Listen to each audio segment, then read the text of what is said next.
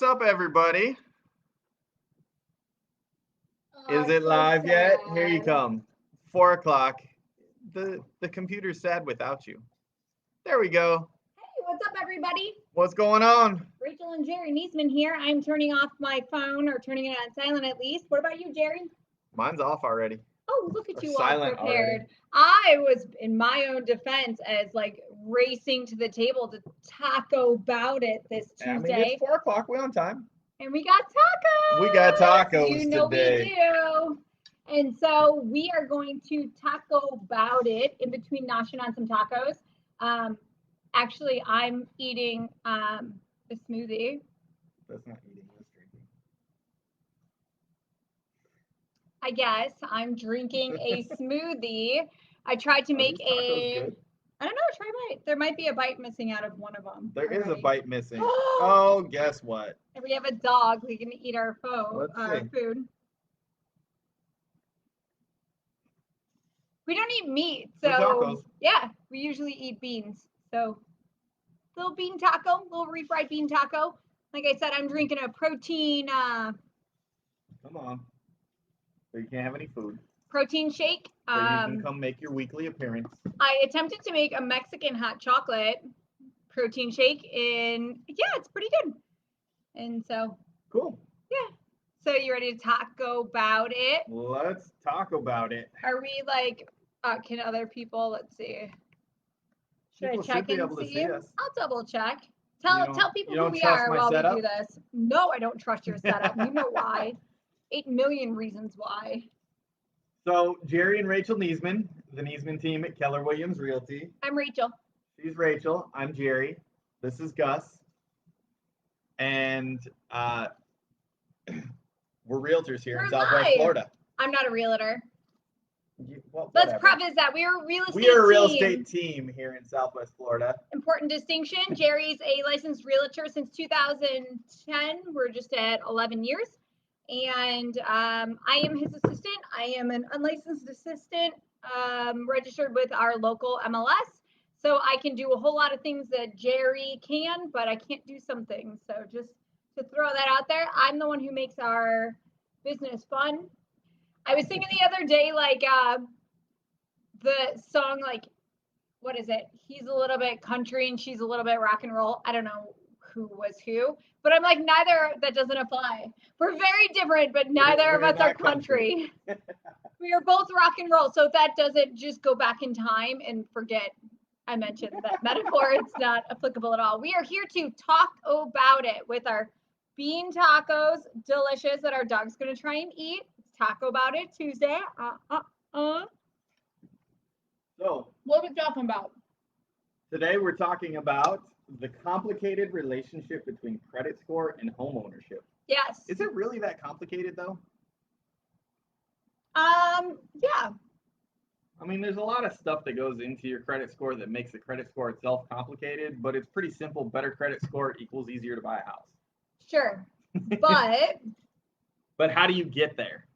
and like, say for instance, you have really great car credit. Like I just learned from you in the not so distant past that different lenders use different credit scores. Yes. So like your credit is more heavily weighted towards what you're trying to buy. So if you go to buy a car, your credit score will be weighted based on your car credit payment history. And similarly for houses, right? Yes. Is that true or false? Yes. So if you go to a car dealership and want to buy a car and you pull your credit, they're going to see a different score. Like the same day, you could pull your credit at a car dealership and you can pull your credit. You can call a mortgage company and have them pull your credit and they'll see different scores. Like more so than like, oh, I ran my credit, therefore dinged it a little bit. Now I'm like, it's different, right? Yes. Entirely different. Yes. I mean, so for example, we refinanced our house and we bought a car within a month of each other, and the credit score was over 100 points different. Holy cow. Wow. That's very, very different. So I feel That's like it not- is a complicated. And while we bought the car before we refinanced the house, the car did not show up on the mortgage yet or on the credit yet. Oh, So I made that a lot of didn't- payments on that car. It So- should have affected positively, right? No, when we did it, when we were doing both at the same time, we did them both within a month of each other. And so in that month, the car loan had not shown up yet. So they wouldn't be factoring that into the debt and stuff like that. I feel like we're It getting wouldn't, too far ahead of but ourselves. yes. So Big difference. So it is. I feel like it is a complicated relationship. Where I'm getting this from is a website listed I came across an interesting real estate infographic called The Complicated Relationship. Which website you gotta, like, if you're gonna steal their information, you gotta give them credit. Househunt.com.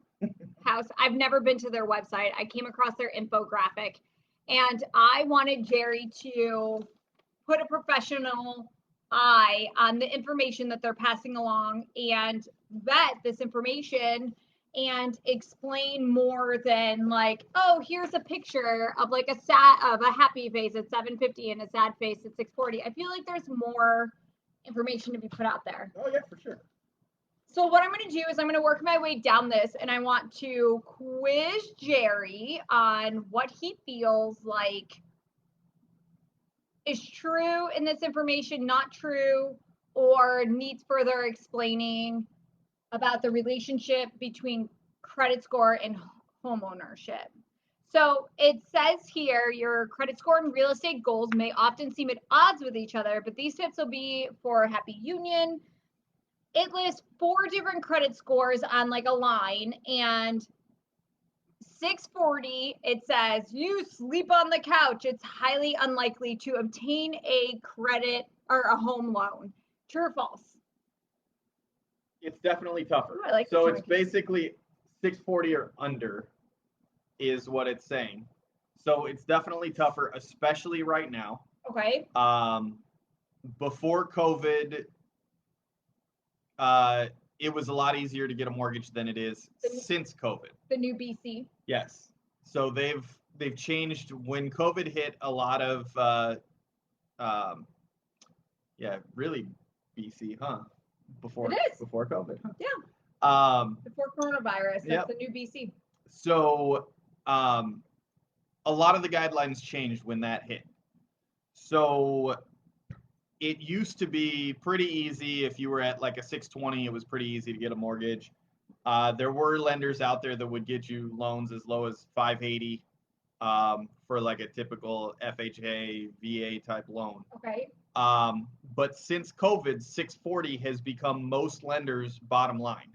Okay. So that minimum score went up. Now there are some that will go a little bit below that, but it gets much tougher. So, can I ask you a stupid question that I don't know what the answer is? Why is it stupid? I don't know. So you say that the minimum score kind of went up since COVID. But I hear that the rates have been good. Yes, rates have gone down. So rates have gone down, but the credit scores have gone up. Does that have anything to do with each other? Is it like, oh, we're not giving credit to lower credit scores, therefore we can dig deep, like, or no? Or is this a question for a mortgage person? I don't know that you know. It's probably a better question for a mortgage person. I mean, it could have some relevance. But that's not what mortgage rates are not directly tied to that per se. Okay. So I would just think that the rates are down. The government loan rates have gone down, where the banks borrow money from the government, from that sort of thing. So they get better interest rates, so they can give better interest rates and still make a profit. Cool. All right. So now the next number that they have listed on this infographic, we're looking at this infographic here. It says 680. Oh, you're getting closer. You're making up. Mortgage may be attainable, but will come with considerable fees. Have you seen that to be the case? There are going to be more. Well, when they say considerable fees, they're talking a combination of the rate, right? Interest rate, closing costs. Okay, closing costs are more expensive if your credit score is lower. There's fees. The lender might charge points. So they might charge a fee to do the loan or to get you an equivalent interest rate. So like it might be, oh, you can get a 2.75% if you have a 720 credit score. But because you have a 680 credit score, you're going to get a 3.25%, or you can pay $3,000 and get that 2.75 if you pay $3,000 up front. I see. So because you can buy the rate down by paying basically like upfront interest or points. Mm-hmm.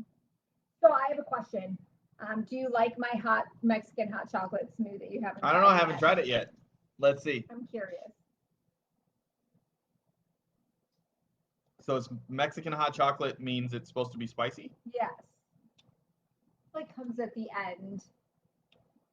It's weird because it's hot, but like it's a smoothie, so it's cold. No, I don't feel like there's any heat in it.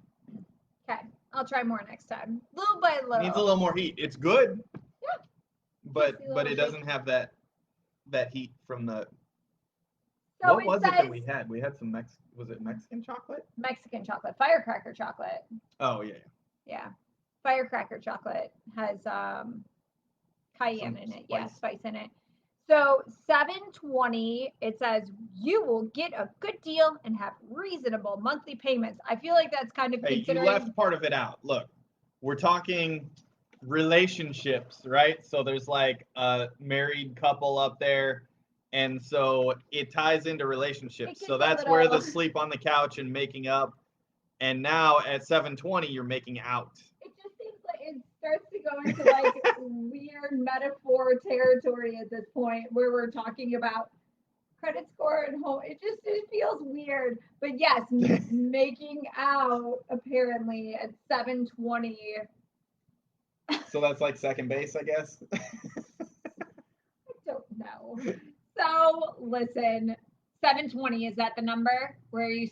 It says you get a reasonable payment, but like, okay, you can't buy like I feel like that's relative. It is let's relative. Go buy a $2 million home. Yes, it is relative. Can you work out a $2 million home? You get a better interest rate. What's a payment a month on a $2 million home? Pull out your calculator. Do it.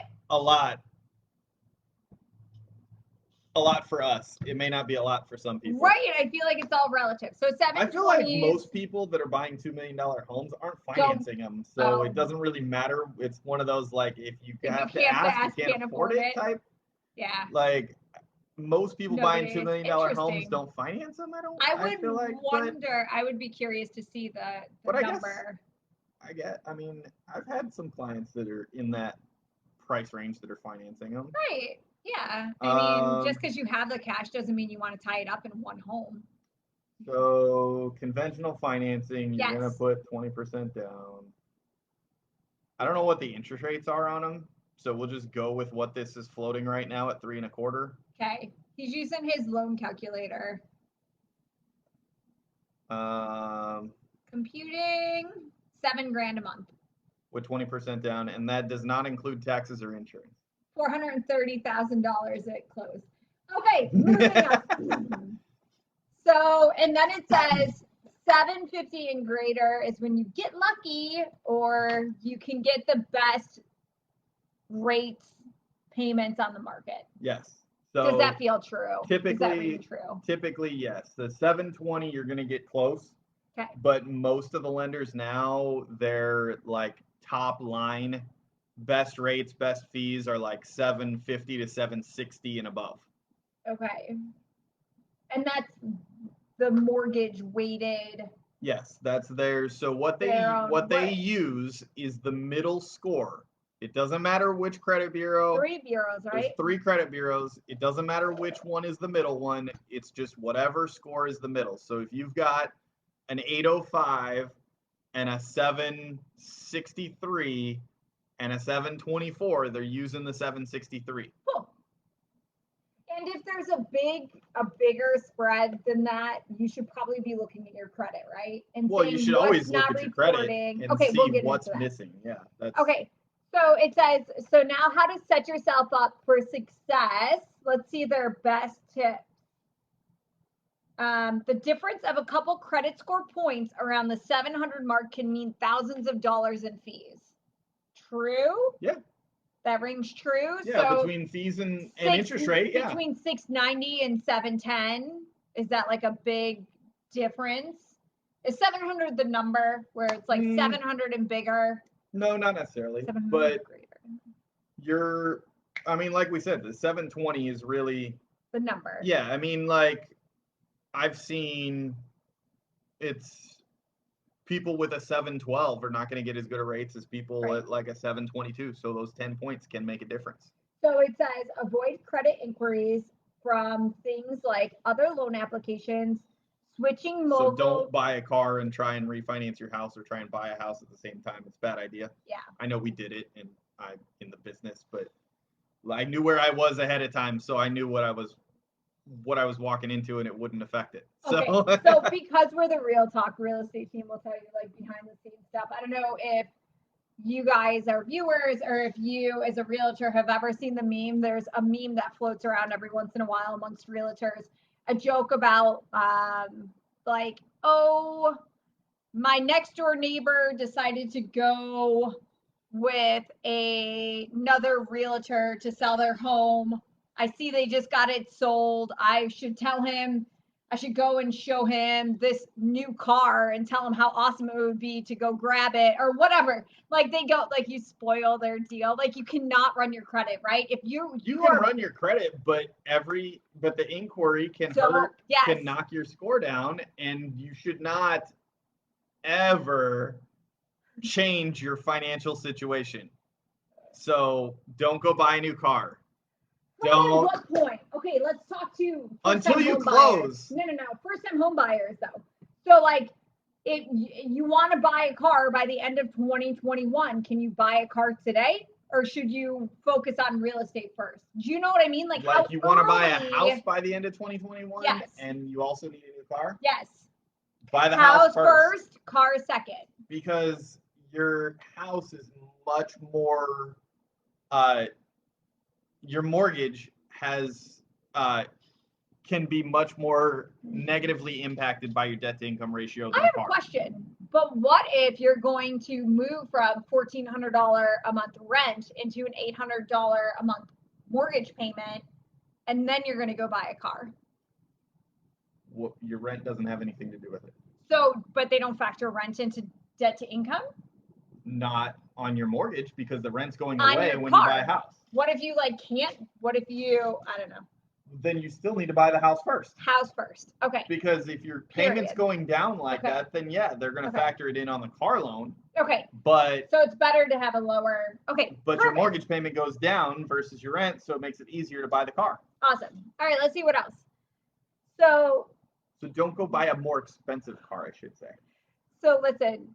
So this one might be like really complicated for people to grasp. It says the higher the credit score, the lower the monthly payment. So the higher the credit score, the lower the interest rate. Okay. Yes. Payment depends on the house. Yeah. So if it's the same price house, if you're looking at a $200,000 house, right, and you've got a 650 credit score or a 750 credit score, the 750 score is going to have a lower payment. Talk to me. Can you talk to me about cosigners? So like I understand. It's not like buying a car. That's what I'm wondering. No. So not like buying a car. Can you just like tag somebody onto your mortgage and be like, yo, mom, with that sweet middle-aged 850 credit score, like, yo, promise you'll make this pay. You can't just like tag people on? I mean, so really when you add a cosigner, the biggest benefit to adding a cosigner on a mortgage is your debt to income ratio. So if you have a 540 credit score and mom has a 740 credit score, mom's 740 doesn't allow you to buy a house. Mom can buy the house. You cannot buy the house. You can't be anywhere else. Can you buy a house for somebody? No. Can you be like, yo, here's the keys? No. It's called a straw purchase. You're not Mhm. supposed to do it for houses, cars, Anything. anything. Okay.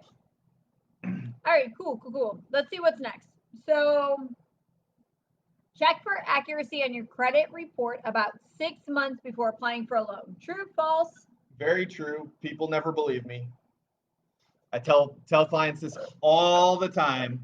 They think 6 months in advance is way too early because they're not ready. So they don't want to talk to a mortgage company. They don't want to get their credit pulled because they're worried that the inquiry is going to lower their score. Well, yes, the inquiry is going to lower your score, but it lowers it a couple points and it comes back the next month. But check.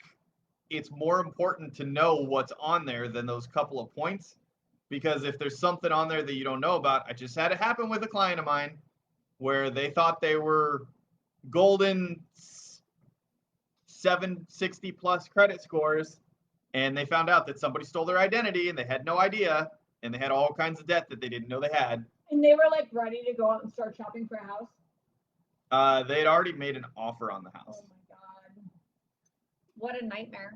And because we had a pre-approval and all this stuff popped up in between. So they'd gotten the pre-approval letter, seen what was on their credit, or the lenders didn't ask any questions about anything. Everything was good. And then all the stuff started popping up. So that's really too bad. 6 months. Because it was from a couple months before the pre-approval letter. Mm-hmm. So yes, 6 months in advance, and then you want to keep an eye on it so you know what's going on. Tell me again what we use, the free Credit Karma? Well, no. So I see. So yeah, we have typically our clients, we have check on Credit Karma, so that they can see what it is. It's not going to show that same mortgage score. The scores that you see on Credit Karma are more like what credit cards see. You do it once a year for free? I don't know. I get mine every month, but Okay. I don't get it through Credit Karma. We do it with some. Yeah, I have all our stuff set up on Mint. Mm-hmm. It's an app, which right? is an app put out by Intuit, like the same company that does QuickBooks. And so I see my credit score every month. And again, it's similar to Credit Karma score, where it's more like credit cards, but the purpose is not really to see what my score is. The purpose is to see what's on my credit, so I know if something hits that I didn't do. Right. All right, what else? It says don't check your own credit more than once a year. So I mean, I've heard you should do it every 6 months, many places. I like to see it every 6 months. You know, I mean, like I said, I see mine monthly. But I like to see it because I want to always know what's going on with it. Because if you catch it early, it's a lot easier to deal with than by the time somebody's charged up $1 million worth of junk on your credit. So it says, do your best to eliminate all debt for the sake of your debt to income ratio. So, I mean, I feel like anybody would naturally eliminate their debt. Yes, but like, don't close accounts. Oh, that's so true. Tell us so why. A lot of people are like, oh my God, I got in all this credit card debt when I was, young and stupid and whatever. And now I got to pay it all off. And so they go and they pay it off and they close the accounts so that they don't charge it back up. Well, the problem with closing your accounts is part of your credit score is determined based on the longevity of the credit that you have. So if you have a credit card that you got when you were 18 years old and you still have it and you're 35 years old and now, it's maxed out, but now you pay it off, you shouldn't get rid of it. Even though it's a crazy high interest rate, don't get rid of it. Keep it because that's your longest standing account. Now you got 17 years worth of credit history. You get rid of that and get a brand new card that you've only had for 6 months, and now your score drops. So, yes, and it goes into that. Okay, so the next one says pay bills on time. That's 30% of your credit score. And I saw that, and all I could think is, that seems like a really low percentage. I had assumed, I feel like 95% of a credit score is your payment history. So I'm on FICO's, I did a quick Google search. I'm on FICO's website and they give the breakdown here I'll show you. They give a breakdown of your FICO score and what, apparently, I don't know what direction to go in. I'm so smart in a lot of ways, but so anyway, your FICO score, it says 35% payment history. So househunt.com, get your act together, get updated. Payment history is 35%. 30% of your score is amounts owed. So is that like, oh, I have a $500 credit card, but I only owe $50 on it?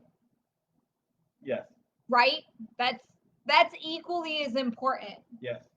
So keep the credit lines open, because it says 15% is length of credit history. So for how long you've been having positive credit.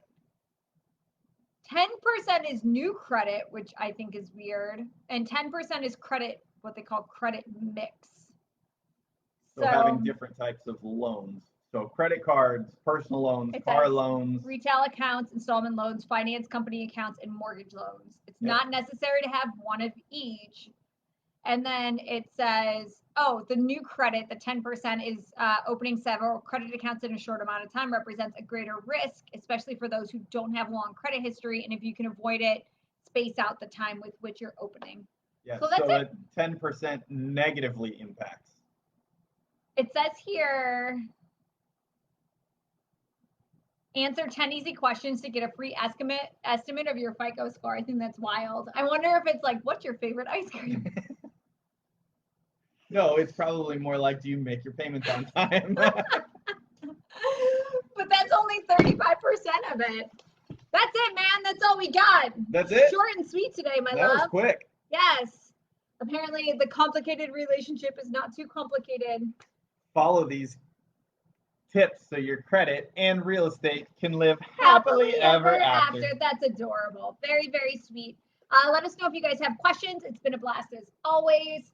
I think that's now I'm going to finish my tacos in my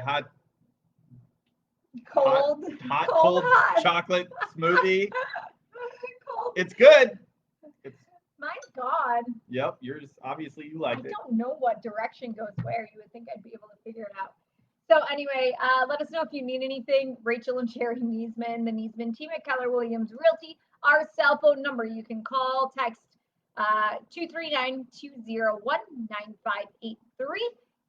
Jerry Niesman, you're like looking at it somewhere, JerryNiesman@gmail.com.